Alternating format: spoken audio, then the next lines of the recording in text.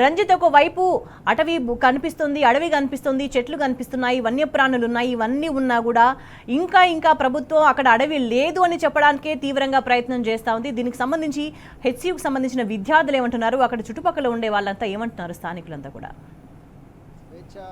గత 10 రోజులుగా ఇక్కడ అంటే ఉగాది రోజు రంజాన్ రోజు నుంచి కూడా ఇక్కడ డీప్లాంటేషన్ కార్యక్రమం చేపడుతుంది రేవంత్ రెడ్డి సర్కార్.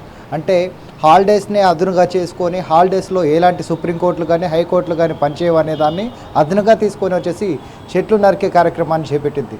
గతంలో కూడా హైడ్రా లాంటి కార్యక్రమాలు కూడా హాలిడేనే అదునుగా తీసుకొని కార్యక్రమాలు చేపట్టే కార్యక్రమంలో భాగంగానే హైకోర్టులో అంటే స్టేటస్కో ఉన్నప్పటికీ కూడా దీనికి సంబంధించిన చెట్లని మొత్తం నరికివేసే కార్యక్రమం చేపట్టింది. అంటే దీనిలో వచ్చేసి ఈ ఆర్టిఫిషియల్ ఇంటెలిజెన్స్ ద్వారానే వచ్చేసి ఇవన్నీ క్రియేట్ చేస్తున్నారు. ఇక్కడ జింకలు లేవు, ఇక్కడ నెమలు లేవు అని చెప్పేసి ఒకవైపు రాష్ట్ర ప్రభుత్వం కావచ్చు, మరియు వచ్చేసి కాంగ్రెస్కు సంబంధించిన సోషల్ మీడియా కావచ్చు గ్లోబల్ ప్రచారం చేస్తుంది.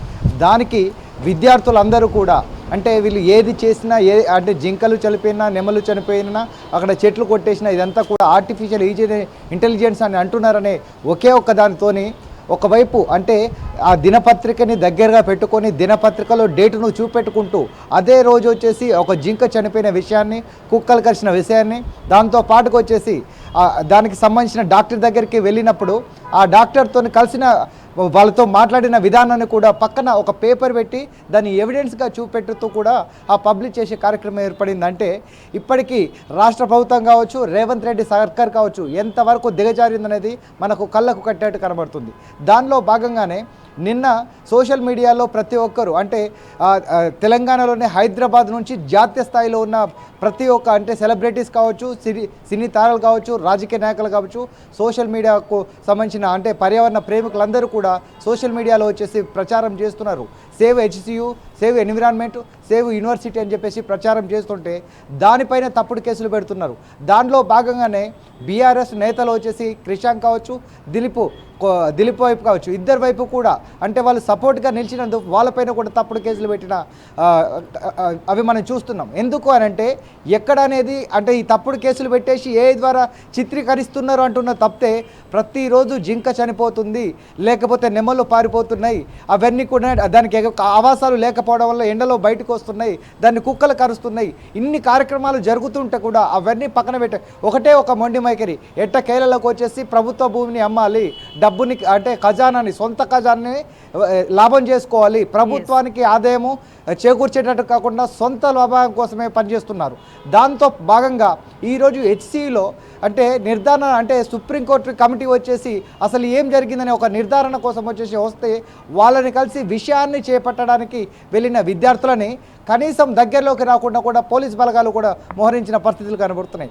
ఎందుకు ఆ భయం అంటే అక్కడ ఉన్నది అడవి ఉన్నదా లేదా, నెమలు ఉన్నాయా లేవా, జింకలు ఉన్నాయా లేవా, అవన్నీ కూడా ప్రభుత్వానికి తెలుసు, దాంతోపాటుగా అక్కడ ఉన్న అధికారులకు తెలుసు. దానిపై భయపడడం ఎందుకు అంటే భయపడుతున్నారంటే ఖచ్చితంగా ఇది దొడ్డిదారిలో వెళ్తున్నారు. ఆఖరికి ఒక సుప్రీంకోర్టు నుంచి వచ్చిన వాళ్ళు సైతం కూడా న్యాయమూర్తులతో సైతం కూడా వాళ్ళు మెయిన్ గేట్లో కాకుండా దొడ్డిదారిలో వెనుకదారి నుంచి కూడా వెళ్ళిన సంఘటనలు కార్యక్రమం చేపడుతున్నాయి. కనీసము అంటే ఎవరికి కనబడకుండా వెళ్ళడము, దాన్ని పరిశీలించడము, దానికి పోలీస్ అధికారులు కూడా సపోర్ట్గా మోహరించడము, వాళ్ళని అక్కడి నుంచి పంపించడం అనేది దాంట్లో ఇవన్నిటి మధ్యన గోప్యంగా ఉంచడానికి ఏంటిది అంటే ప్రభుత్వానికి సంబంధించిన భూమి అయినా యూనివర్సిటీకి సంబంధించిన భూమి అయినా అది ప్రభుత్వానికి సంబంధించింది. కానీ రేపటి తరానికి కావాల్సింది యూనివర్సిటీలో రేపు రీసెర్చ్ సెంటర్లు కావచ్చు, బిల్డింగ్ అంటే డెవలప్మెంట్ కావచ్చు, విద్యార్థులకు సంబంధించిన వేరే ఎక్విప్మెంట్స్ కోసమైనా సరే అక్కడ అవసరాలు అంటే పిల్లలు చదువుకోవడానికి ఉన్న వాటిని అంటే బయట చూసుకున్నట్లయితే దాదాపు 14,000 ఎకరాలకు సంబంధించిన భూమి 4th సిటీ ఉంది, దాంట్లో డెవలప్ చేయాలి. కానీ నడిబడులున్న సిటీలో విద్యార్థులు చదువుకునే వాటిని కూడా లూటీ చేసే ప్రయత్నం చేస్తూ అంటే ప్రభుత్వ ఆదాయాన్ని గండి కొట్టి సొంత జేబులు నింపుకోవడానికే ఈ ప్రభుత్వం పనిచేస్తుంది తప్పితే ప్రజల కోసం కావచ్చు, దాంతోపాటు విద్యార్థుల కోసం కావచ్చు, పర్యావరణ ప్రేమిలకు పనిచేసే కార్యక్రమాలు ఎక్కడ కూడా కనబట్టలేదు. స్వేచ్ఛ.